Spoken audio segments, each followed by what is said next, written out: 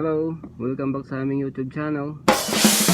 May panibago tayong video ngayon guys. So for today's video, magre-rehistro ko yung aming sasakyan kasi last rehistro ko yata 11 years ago pa. Pero motor yon. Nagtanong ako pero ang sabi nasa 3.5 daw pag ipapalakad ko siya. Pero gusto ko siyang i-vlog kasi gusto ko siyang ma-experience kung paano mag-renew ng sasakyan at kung magkano ang matitipid ko kung ako mismo ang magre-rehistro nitong sasakyan. So samahan nyo ako guys, i-share natin sa inyo kung paano at kung magkano ang matitipid nyo pag kayo mismo ang nag-rehistro ng sasakyan nyo. So samahan nyo ako guys, tara.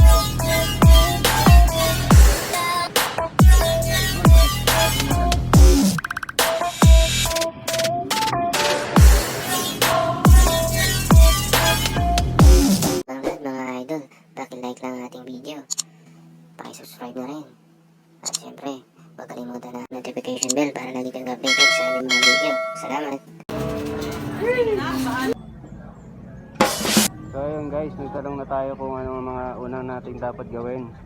So ang sabi nila, kumuha daw muna ako ng insurance at ipa-emission muna para diretso na mamaya sa kahera. So nandito tayo ngayon sa insurance. So ito muna, first step, insurance. So emission tayo guys. So ayun guys, hawak na natin yung insurance, sobrang bilis lang. So ang insurance ay 1,250. Yun, so punta na tayo ngayon sa admission guys. Admission tayo, admission.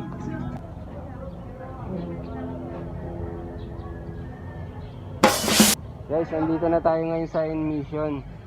So holiday kahapon, ang dami ngayon magpapa-admission. Pang 13 tayo, pang 13, kaya mag-aantay tayo matagal. Ayun guys, admission. Dito to sa Lipa, so 470 daw yung admission. So okay na rin.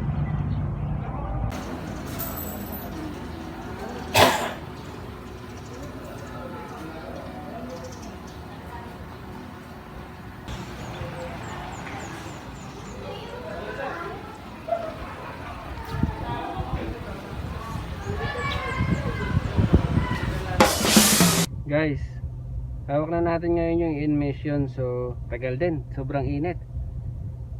Grabe.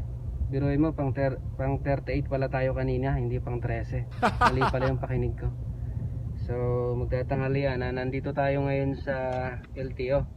Balik tayo for stencil. So sana mamaya mabilis na doon sa loob. Init, grabe. Guys, may nalaman ako ngayong araw tungkol dito sa rehistro na to. Yung ibig sabihin palang magpapalakad, dalawang uri pala ang fixer na sinasabi. Ang isang fixer, yung naandyan dyan sa labas, halimbawa pupunta ka ng LTO, sobrang daming pumapara sa'yo. Yun yung una. Pangalawa, ang isang maglalakad ng iyong insurance ay yung mismong may-ari ng admission at may-ari ng insurance. Pag nagpa-admission ka sa kanila at nagpa-insurance ka na rin sa kanila, may tubo na sila doon. Tapos sila na rin mismo ang mag-aayos ng iyong rehistro. Dadalhin mo lang iyong sasakyan doon para admission. Yun yung dalawang klase ng fixer na sinasabi na kung magpapalakad ka. So guys, malalaman natin ngayon kung magkano ang matitipid mo doon sa dalawa. O kaya, kung magkano ang matitipid mo pag ikaw mismo ang nag-aayos ng rehistro mo. So ngayon ko lang nalaman yun ha. Ayun guys, sana makatulong tong video na to sa inyo. Tingnan natin mamaya. Punta pa ako dun, papa-stencil pa ako. Grabe ang init. Tsaka grabe ang traffic. Kahit nandito sa loob ng LTO, traffic. Kasi kahapon holiday pala, wrong timing ako.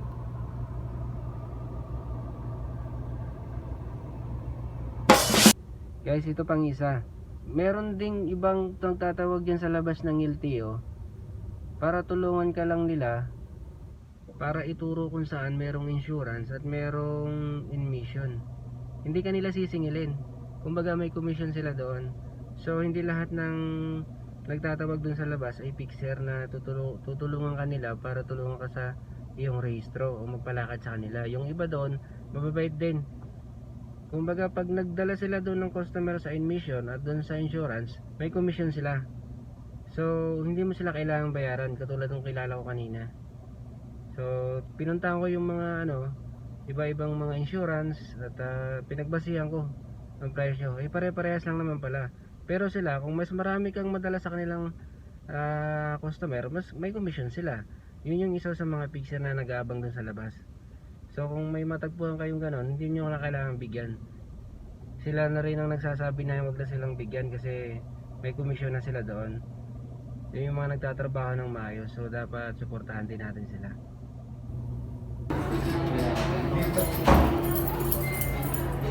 Dadali sa hindi.